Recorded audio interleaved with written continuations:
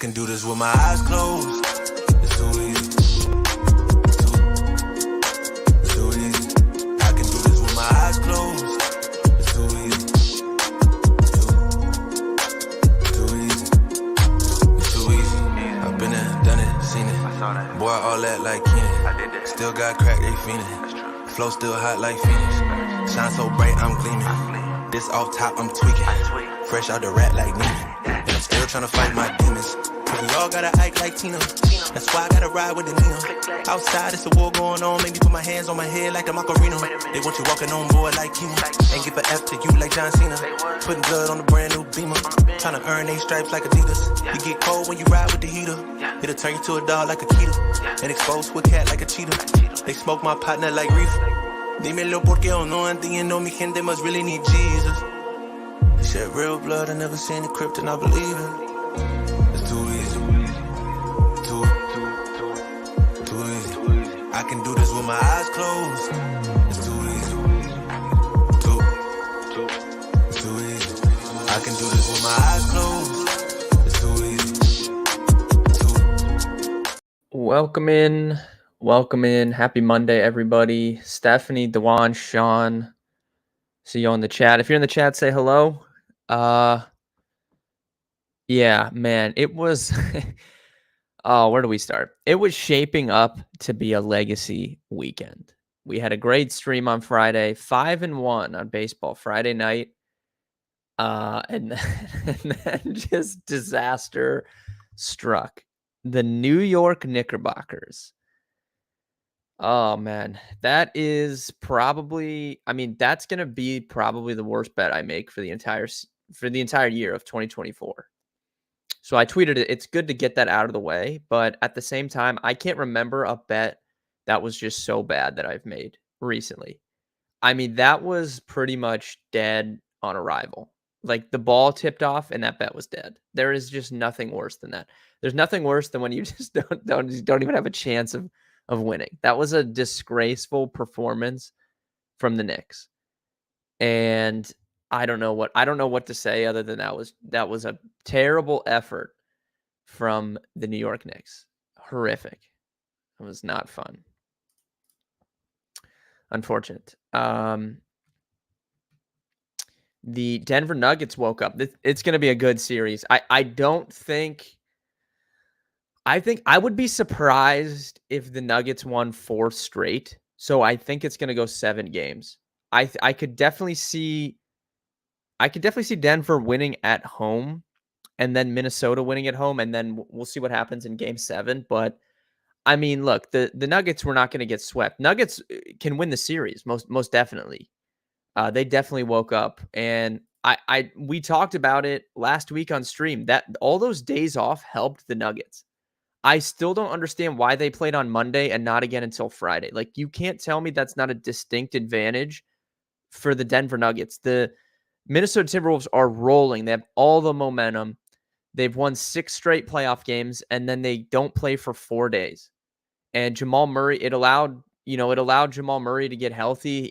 He looks healthy now, like more healthy than he's looked even in the Lakers series. Like, that was a big advantage for the Nuggets, that 4 days off, man. Definitely. I think Minnesota's done. Yeah, I think Denver has the, leg up to win the series. But I'm still holding out hope it at least goes 7 games. But, man, that was a huge advantage for them to get off 4 days. I don't understand. That was a crazy shot, though. That shot Murray hit at the end of the half was crazy. Like, that was insane. Knicks, I have no idea. The Knicks could lose this series, too. I have no idea what's going on with that. Who do you guys think, Knicks or Pacers? Who's going to win? I still would pick the Knicks, but I don't know, man. They're so banged up. It's definitely a disadvantage for them. I feel good with my Mavs pick, though. Mavericks look good. I still think the Mavericks are going to take that series. Mavericks look really good. Knicks in 6. Sean, I hope so, because then our bet will win. The -1.5. We need Knicks in 6. Most definitely. Either way's a cakewalk for the Celtics. Probably would agree with that, yeah. I still if the Knicks are healthy and they have Anunoby, I think they could give the Celtics some trouble, but and, Brunson's on one leg, probably not. Um, our bracket is looking good, though. That bracket we made for playoffs, the only thing we got wrong was we took Magic over Cavs. Cavs won in 7, but, I mean, we might have, like, the nut bracket if we get Nuggets, Mavs, Boston, Celtics, Celtics, Nuggets in the finals, like, our bracket is looking spot on. Brunson's gonna go off. Yeah, I would assume he'll have a much better game next time at home. Most definitely. I'm sure he'll be motivated to come out after that game on Sunday. I love that they call it the Mother's Day Massacre. Yeah, I mean the Knicks just ruined Mother's Day. Unbelievable, truly. We do have basketball tonight. We've got 12 baseball games. I've taken just one baseball bet so far, and I posted it on TikTok. So if you're not in the Discord, go on to our TikTok and you can see the first bet for today. I'm not going to give it on a stream. Go look at the TikTok, or if you're in the Discord, I already posted it in there. So there's just one bet, and it was a prop. It wasn't a side for tonight. But we'll go through all the games. We'll go through the basketball games. There is some hockey tonight too. We got Colorado, Dallas, and the Rangers Hurricanes both play tonight in the NHL. NHL playoffs continue to be amazing. I feel like every game has been good in the NHL playoffs.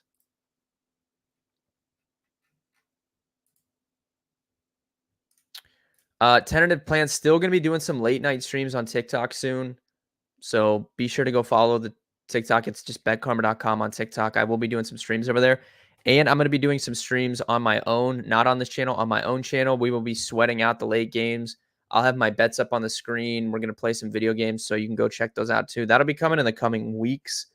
I need to set everything up.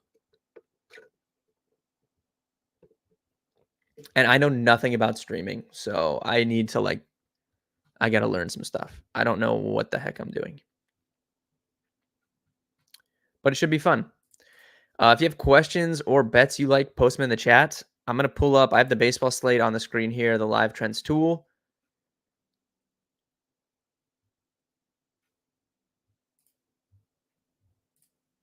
First game, we have Toronto and Baltimore. So I have not, like I said, I haven't taken any bets yet except for the one I posted on TikTok, which is a prop. So we're going to be fully going through this slate. First reaction to this, definitely have to lean Baltimore side. They're obviously sizable favorites here at minus 178, but we were all over this in his last start. Jose Barrios has just not been good this year. His 2.85 ERA is 2 full runs lower than is expected at 4.91. He's been getting pretty lucky. He's allowing a ton of hard hits, almost 50% hard contact. The strikeouts are down to 20%. Just not very good underlying numbers for Jose Barrios. He is allowing pretty bad numbers with his sinker, which he throws 37% of the time. Expected batting average is 306 with that sinker. Expected WOBA 381.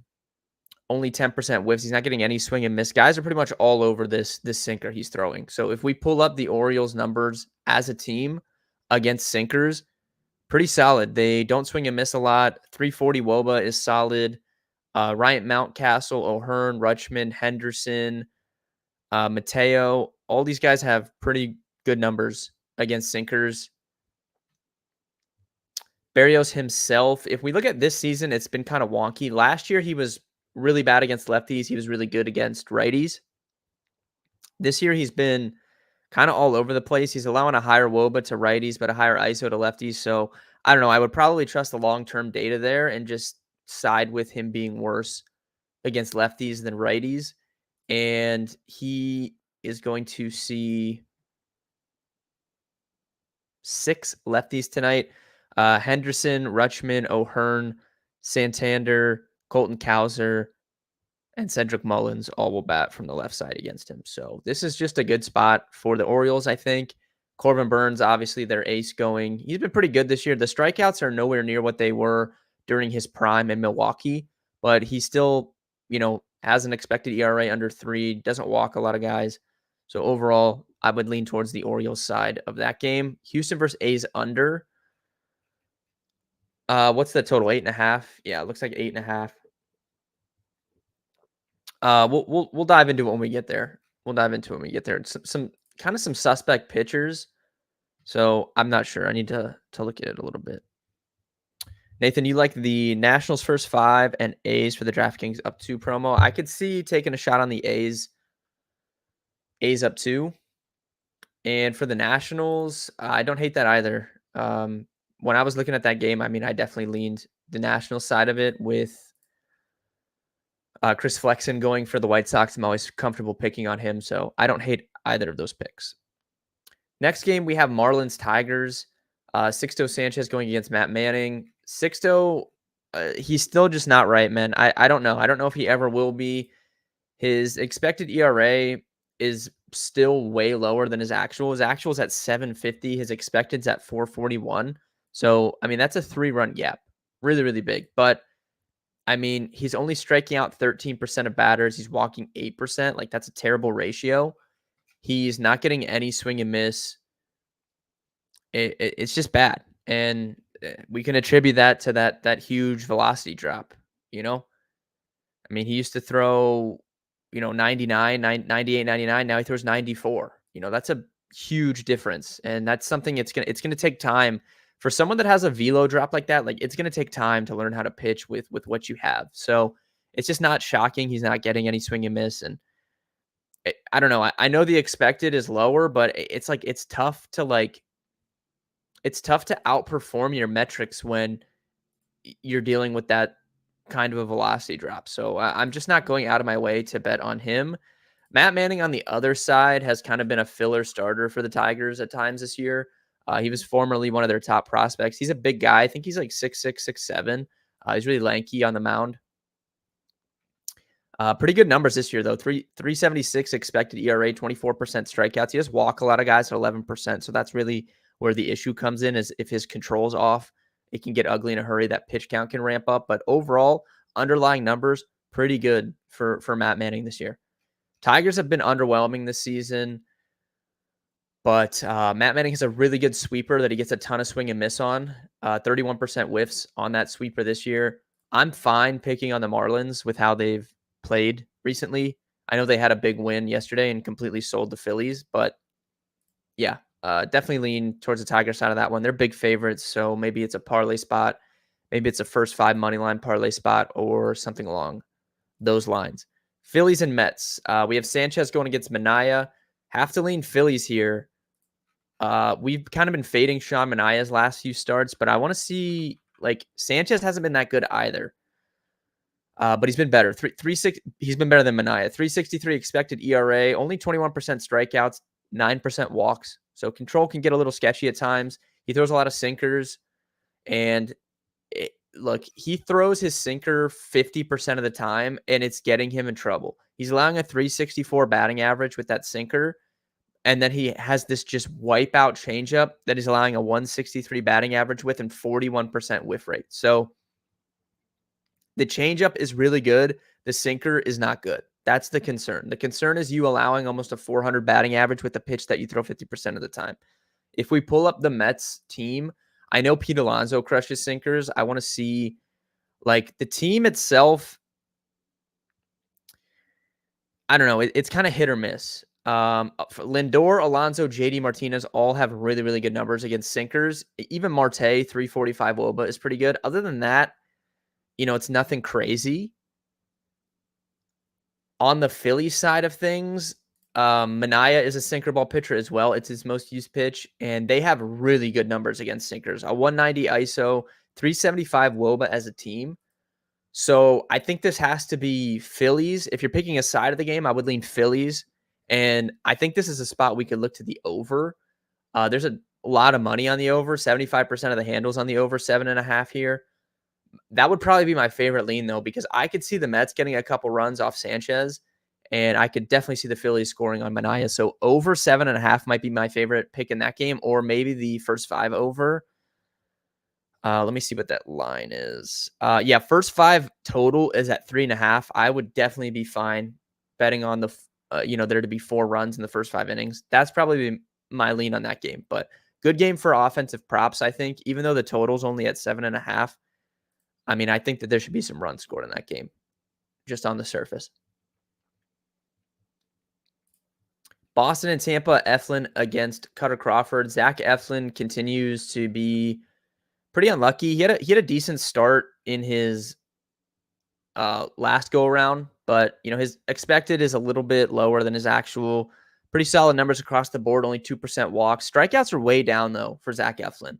I mean, this is a guy last year that struck out 27% of batters faced, and this year he's at 19.5%. So I don't know. It doesn't look like there's like a big velocity drop or anything along those lines. His pitch mix is a little bit different. Last year, he didn't throw a ton of four-seam fastballs. This year, I don't know. I really can't attribute it to anything on the surface, but that's a 7% differential in his strikeout rate.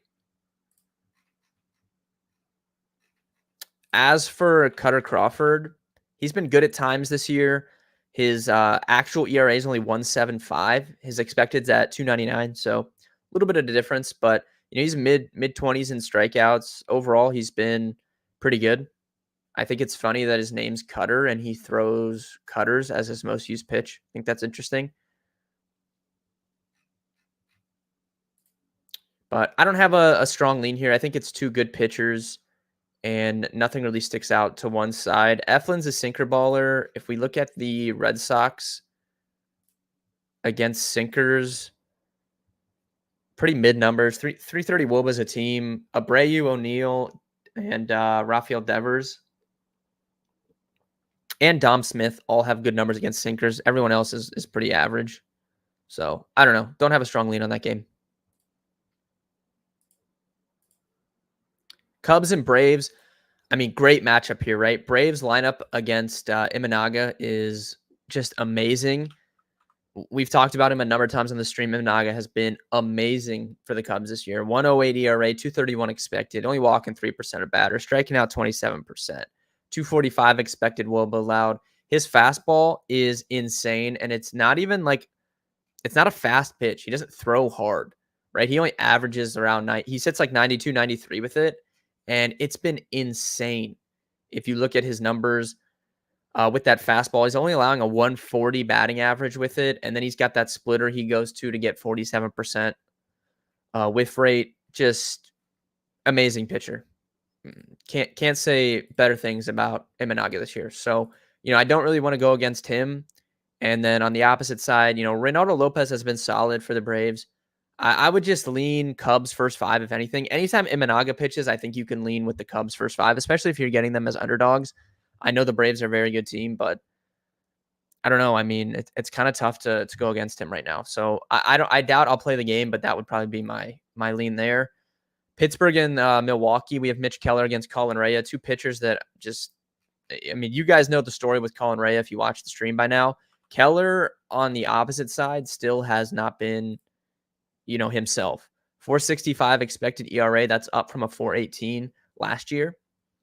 Strikeouts are down from 25% last year to 21%. His walks are up a little bit. His expected WOBA allowed went from 315 last year to 341 this year. So I don't know. He just hasn't been as good as he was last year. Last year he was sitting 95, 96. This year he's sitting 93, 94. So a little bit of a velocity drop that he's been dealing with. So I mean, I think if anything, we have to look.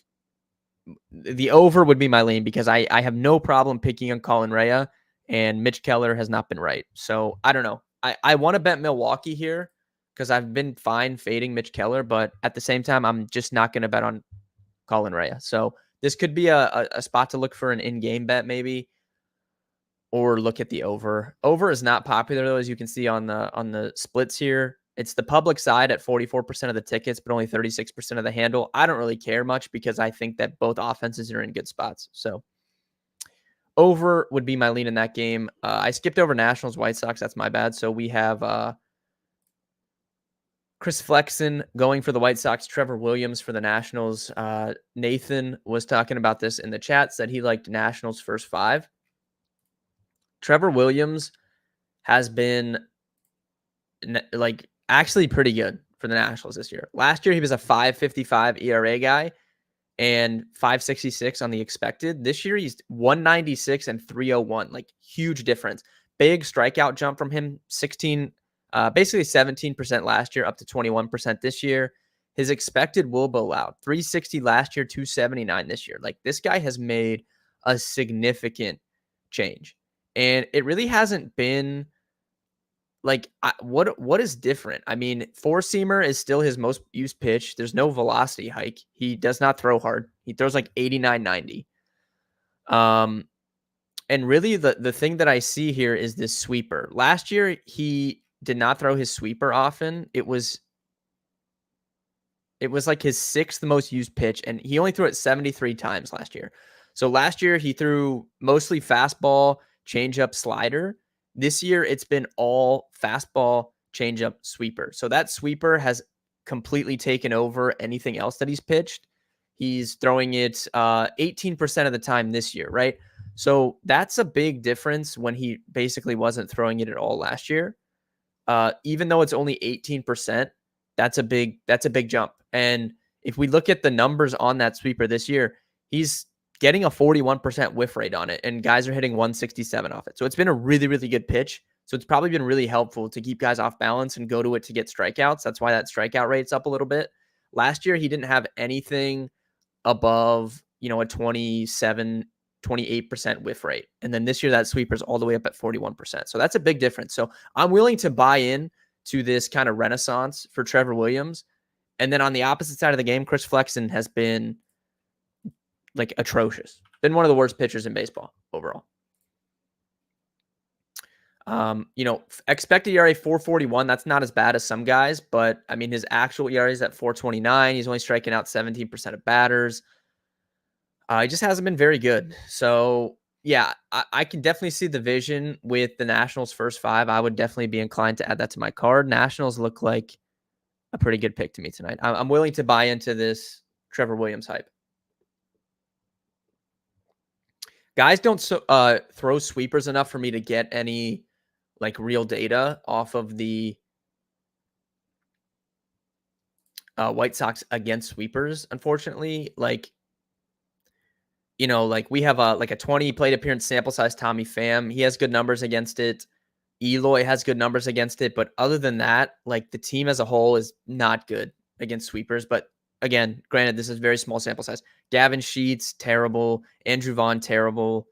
Paul DeYoung, terrible. Nicky Lopez, terrible. Maldonado, terrible.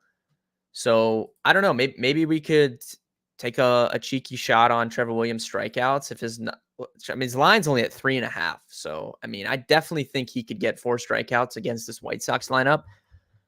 So maybe a Trevor Williams over 3.5 Ks. That could interest me a little bit. 3.5 is pretty low. I want to see how many times he's topped that this year, just for reference. Let's see here. Pull his game log up. He's got an 8K game last time out against Baltimore, a 3, a 1, a 4, 7, 2, 5. So 1, 2, 3, 4 out of like 9 starts, looks like. So yeah, he definitely has the ability to do it. 3.5 is low enough that I'm interested, most definitely. And the White Sox are horrible. So yeah, count me in for the Nationals here. I want to see if the moneyline predictor likes anything there. Yeah, moneyline predictor loves Washington. Second highest graded play on the slate. 12% differential for what we project versus the actual odds. So yeah, Washington looks really good here, and the moneyline predictor agrees. Probably going to add that to my card, most definitely.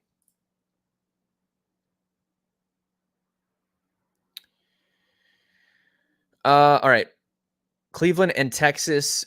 We have Tanner Bybee, I believe, going for the Guardians up against Michael Lorenzen from the Rangers. I don't know. I still don't know if Bybee's right. A couple of these Cleveland guys, man, McKenzie, Bybee, even Logan Allen. I just don't know, like, if these guys are fully right or not. If we look at Bybee's numbers, he was pretty lucky last year.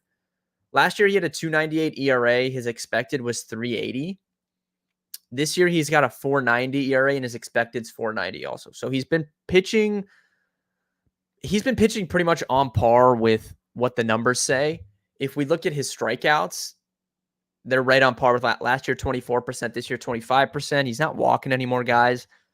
His expected WOBA's up this year. If we look at his actual pitches last year, I mean, he allowed the big difference for me is last year he allowed a 243 batting average. This year, 429 on his fastball. So guys are just all over his fastball this year. They're absolutely crushing it. And, it's his most used pitch. If we look at his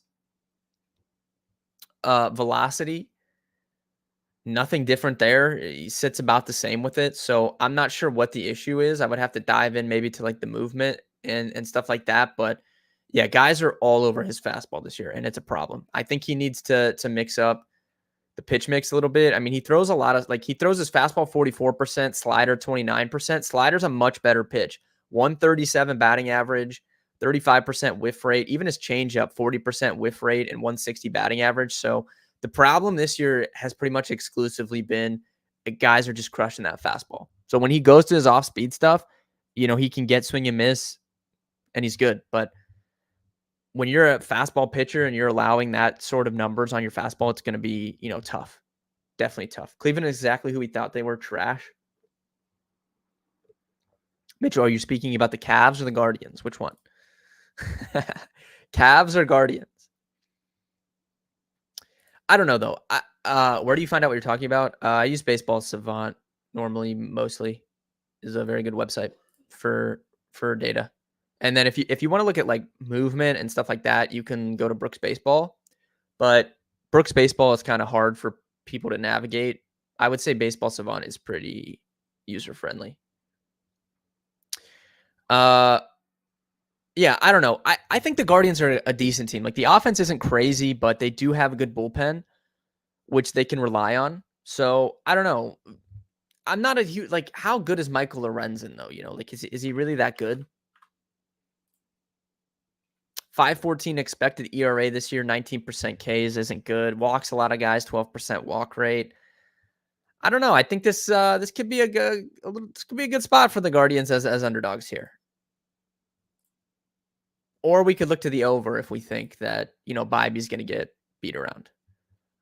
Over, I mean, it's up a half a run since open. Big difference between tickets and handle. So maybe the over is the play. I'm assuming Texas has good splits against fastballs. Let me see. Oh, yeah. Texas as a team, 361 WOBA, 211 ISO against fastballs. So it might just be the over. Over 9 might be the play in this Guardians Rangers game. I don't think I want to mess around with that. Now we get to the game. A couple people in chat were asking about A's Astros. We have Ross Stripling going against Arrighetti. We know the story at this point with Ross Stripling. I mean, he's a journeyman pitcher. His ERA is not good at 5.14, but his expected is almost 2 runs lower, 3.76. He's not going to strike any guys out though, 15%. He kind of just is what he is, right? Kind of is what he is. On the opposite side of that, Arrighetti was a top 5 prospect for the Astros when they called him up. He has been terrible. 8.44 ERA is ridiculously bad. And his expected is still, I mean, it's 3 runs lower at 5.63, but I mean, we're not going to pretend that a 5.63 expected ERA is good, right? He has okay strikeout stuff at 24%, control issues at a 12% walk rate though. So I don't know. It's tough for me to really trust him. He's another guy. He throws a lot of fastballs. He relies on that a lot, 41%. Guys are hitting 360 off that. So yeah, I don't know. I don't really know what to make of it. I would have a tough time betting the under in this game with these guys pitching. But if you wanted to get cheeky with the first 5, I would lean A's. I think the A's have the better pitcher on the mound. And look, the Astros offense hasn't been great, right? Like other than Kyle Tucker and Yordan Alvarez, are we really scared of anybody in this lineup right now? Not really. I just think the guards overachieved in the start of the season. Yeah, definitely. Yeah, losing to the White Sox like they were doing is not good. Definitely agree. But the thing is though, Mitchell, like their division's so bad, like it's going to be them and the Twins battling. I know the Royals, the Tigers are underwhelming to me, and the Royals could maybe make some noise, but I think it'll probably be Cleveland and Minnesota fighting for that division at the end of the year. So they can kind of get bailed out based off how bad their division is. If they were in the AL East or something, I mean, they would come in last place. They just have no chance. But since they're not, they can get in the mix a little bit. Cardinals, Angels. We have Matthew Liberatore and Joel Soriano. Liberatore was a highly touted prospect for the Cardinals a few years ago. He's been better this year. Last year, he was really bad in the time that we saw him. This year, he's been much better. Strikeout rate's up 5%. He still walks guys, which is an issue, but the underlying numbers are pretty good for Liberatore this year, based or compared to what we saw from him last year. As far as Soriano goes, he's kind of been a guy we've played in DFS a couple times. I think I said his name wrong. It's Jose Soriano. So if Soriano, if you're watching the stream, apologies for getting your name wrong. 4.59 expected ERA, 21% strikeouts. I don't know. Nothing really sticks out here. The Cardinals are just so bad. It's tough to bet on them, but let's see if the Moneyline Predictor likes anything here. Moneyline Predictor likes slight lean on St. Louis. That was going to be where I would go. I think you could take a chance on him here and just hope that Liberatore pans out, but I don't know. I don't have a strong lean there. Reds, Diamondbacks, Ashcraft going against Jordan Montgomery. You guys know I'm kind of a fan of Graham Ashcraft. I think he's got some potential. I don't know why I can't pull his numbers up. Oh, I spelled it wrong. That would be why. 3.86 ERA this year. Only 18% strikeouts though, man. He's got to get that. He's got to get those strikeouts up. I mean, this guy has good stuff. I don't understand why he can't get Ks. I mean, he sits upper 90s with that with this, his cutter and sinker. Like he throws hard. So I don't know. We've got to get the strikeout rate up for our friend Ashcraft though.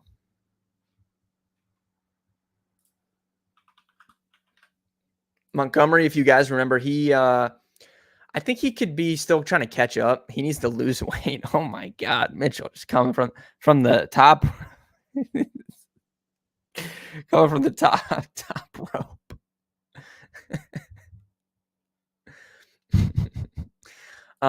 Montgomery, he signed late in camp or training camp and all that stuff. Not training camp, was it spring training? Whatever. He signed late. I don't know what's up. I don't know if he's lingering from that, but dude, the strikeout rate, he's been mid-20s his entire career. 2020, 24%. 2021, 24.5%. 2022, 22%. Last year, 21%. This year's down at 10%. So I don't know what's going on with that. Tough for me to back him. And yeah, I mean, the Moneyline Predictor loved the Reds. If you want to take a shot on them, maybe, but I'd probably pass overall on that game. Padres and Rockies, I'm not touching that game. Can tell you that now. Royals, Mariners is interesting. We have Brady Singer against George Kirby. Singer started off the year hot, and yeah, it looks like it was kind of like fool's gold. 2.37 ERA, 4.01 actual. Strikeout rate is good, though. Last year, you only struck out 19% of batters. This year, it's 25%. So, he's actually been getting some Ks, which is good to see. And his slider, last year, his slider had a 33% whiff rate, and it was his second most used pitch. This year, his slider is his most used pitch, and he's getting 40% whiffs on it. So he's definitely switched up the pitch mix a little bit. He's throwing that slider a ton. He's getting swing and miss with it. And, that's encouraging. I like that. I like when we see stuff like that. I think that's what we can attribute that rise in strikeout rate. And if we look at the Seattle Mariners as a team against sliders, I think we've talked about this on the stream before, but they're terrible. 270 WOBA, 34% strikeout rate against sliders. Like the team as a whole is not good against sliders. So I mean, that sticks out like potential over strikeout. I know Singer's lines at 6.5. That's high, but he could definitely get you 7, 8 strikeouts tonight. And I would be hesitant to back the Mariners here, I think. As far as the George Kirby side of things go, he's been good. He's been better than the numbers indicate. Strikeout rate's up a little bit. He's not going to walk a lot of guys. He never does. His expected ERA is a run lower than his actual. So, I don't think we can say he's having a bad season by any stretch. And, I think that's why the total of this game is just at 7 runs. I've pretty much banned betting on totals that are 7 runs, though. So I'm not taking any unders here. I'm not taking any first 5 unders here. I thought Kirby was going to be the next Greg Maddux. He still can develop. He's still pretty young. I mean, how old is he? He's 26, I guess. I don't know. We'll see what happens. I don't know. Singer strikeouts looks good here. You could take the over 6.5. If you want to do an alternate, maybe do him to get like 5 Ks and pair that with someone to get a hit or something along those lines. Could get me interested, but definitely a ceiling spot here for Singer with how bad the Mariners are against sliders. And then last game of the night, we have Giants-Dodgers. We have Yamamoto going against Jordan Hicks, 2 really good pitchers. This is a super fun pitching matchup. I'm definitely going to be tuned into this one tonight. Yamamoto's been great. Pretty much, he hasn't been as good as Imanaga, but he's been very good. AC could strike out 6 Mariners, most likely. But Yamamoto's been fantastic. And then on the opposite side of that, Jordan Hicks has been good too. I mean, he hasn't been Yamamoto level. He's only getting 20% Ks, but he's been good. 348 xERA is good.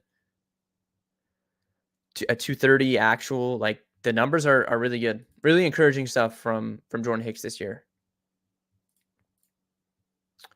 Total's only at 7.5. Not touching that. The Dodgers are big enough favorites to where I really don't want to bet on them. So probably avoid there for me as well. That's the baseball slate. If you guys have questions on anything else, ask. As far as basketball goes tonight, we got Cavs, Celtics. We got Mavericks, Thunder.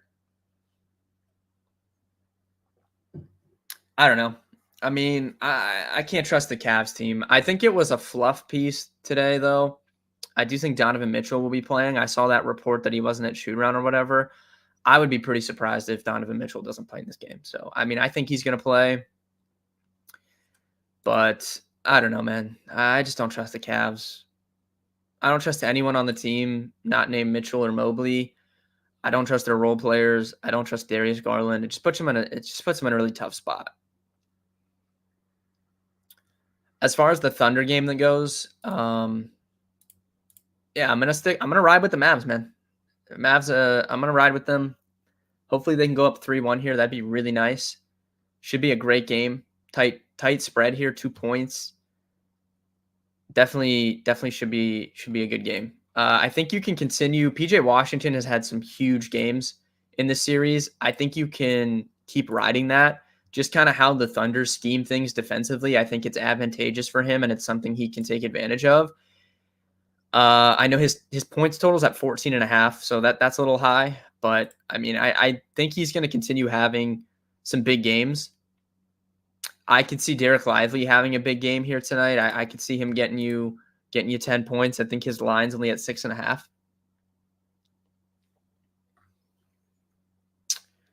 What's chat? If you're in the chat, what's your take on Thunder Mavs tonight? Who do you got? I'm gonna ride with our Mavericks, I think.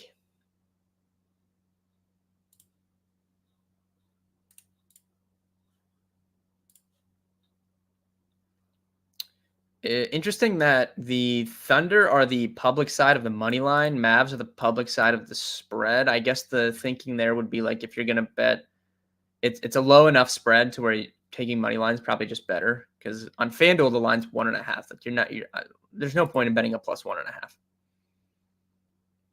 Kyrie under Mitchell. Why are we coming at my boy?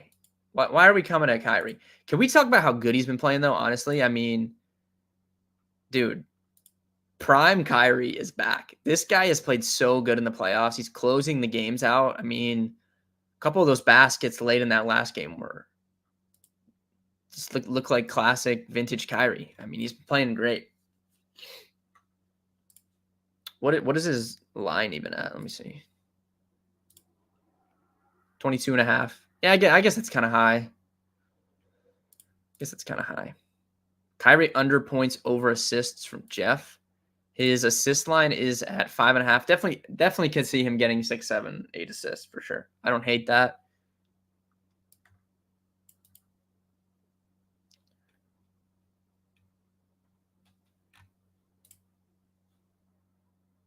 I think a Giddey under 6.5. I mean, Josh Giddey is just completely useless. Like, I don't know what that guy's deal is, but he's terrible. He's been reluctant to shoot and drive, yeah. Except for late in the game, though, Joe. I mean, he started slow a lot of times.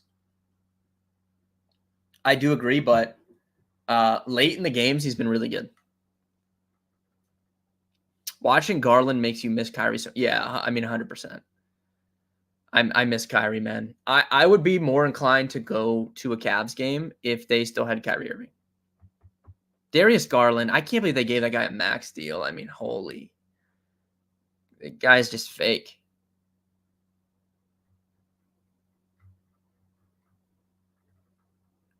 It's like night and day. Yeah, it is. It is. And it's night and day in terms of like their mentality, Mitchell. Like, even when the Cavs had LeBron, Kyrie was more than fine closing out a game. Like, Kyrie wanted the big moment shot, and like Darius Garland there's times he looks scared on the floor. Like, he's scared to shoot. I don't know. It's strange.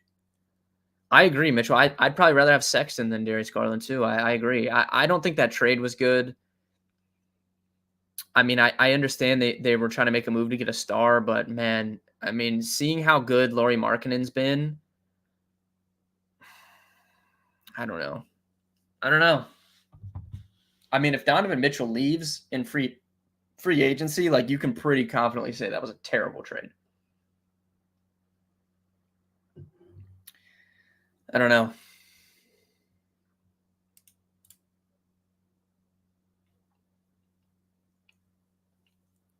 PJ PRAs is more safe. Yeah, I like that for sure.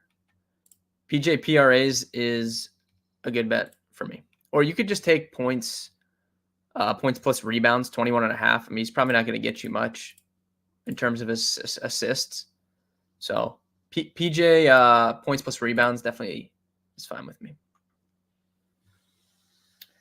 Overall, thank you guys for tuning in. Like I said, if you weren't here at the top of the stream, go like the TikTok. There's an extra bet on there that I did not give out on the stream. So go over to betkarma.com on TikTok, drop a like on that video. I will be posting some bets there pretty much every day moving forward. And we're going to be doing some live streams exclusively over there as well. Summary of baseball. There were a couple spots that I like today. So you can go back and rewatch the breakdown, but kind of like Singer strikeouts, kind of like Trevor Williams strikeouts, and I like the Nationals to win that game.